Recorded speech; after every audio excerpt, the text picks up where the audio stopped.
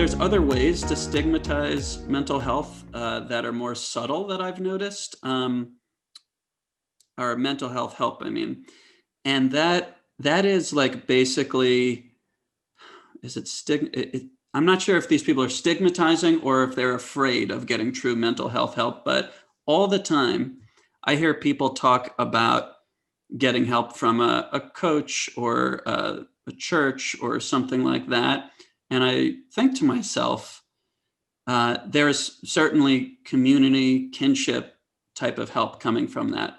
But these people are probably not thinking about what's happening in your subconscious, which is probably like the whole thing that you need addressed. We all feel better when we have someone to listen to us, when we can appeal to the spiritual, when we feel integrated in community. And there's many people set up in helping professions that do that, but that are not really addressing your problem. So I think most people that think that they're getting help, even some people that describe themselves as having therapy or being in therapy, are being helped far less than they think because they're not getting at the root cause of their problems. And this is something I rarely say out loud because I think many people would be offended by it, but I feel certain of it. My life experience has told me that. I'll stop there. What do you think of that? I think that people definitely, I don't want to say that it's ever wrong to put the burden of your mental health struggles onto someone else, because it's never burden if someone's offering the help. I would say that there is a problem in people getting help from the wrong places. I happen to believe, as much as it's great to have faith in a community of people who are, ready and willing to support you, you're right that they're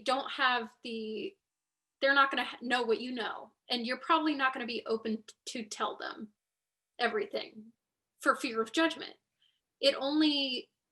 I feel like seeking out that kind of help is only beneficial if you know you're speaking to someone objective, and you're not going to get objective help necessarily from a church or,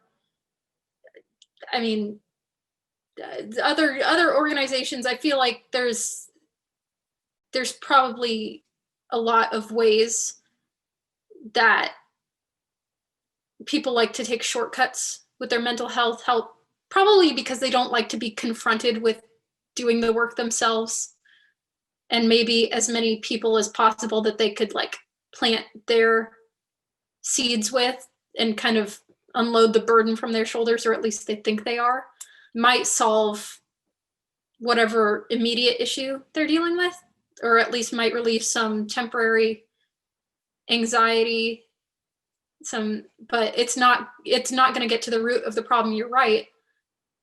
It's a hard one. It's a hard one to tell people, like, hey, don't go to this thing that you're familiar with and makes you comfortable to open up in because you think it's going to help you, when it probably is. Unless they're professional mental health helpers, it's probably not going to be as beneficial as it could be. It's a good first step, but they might steer you left when you need to be going right. Right. I think what we're kind of arriving at together, and you tell me if you agree, is that back to the original question of why it's so difficult to seek mental health help.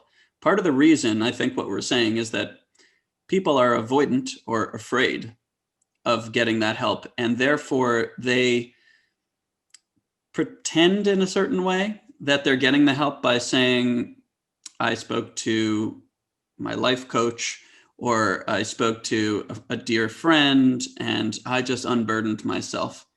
And on some level, perhaps just subconsciously, they probably understand that they didn't address the root issue, and maybe they're not even aware of what it is, but they really don't want to so badly that they'd rather disguise help from other places up as they really sought help when they truly haven't. So I think the phenomenon of self-deception, or whatever you want to call that, and well-intentioned, of course, but deceiving yourself is one of the biggest reasons, if not the biggest, in my opinion, that people don't get the proper mental health help today.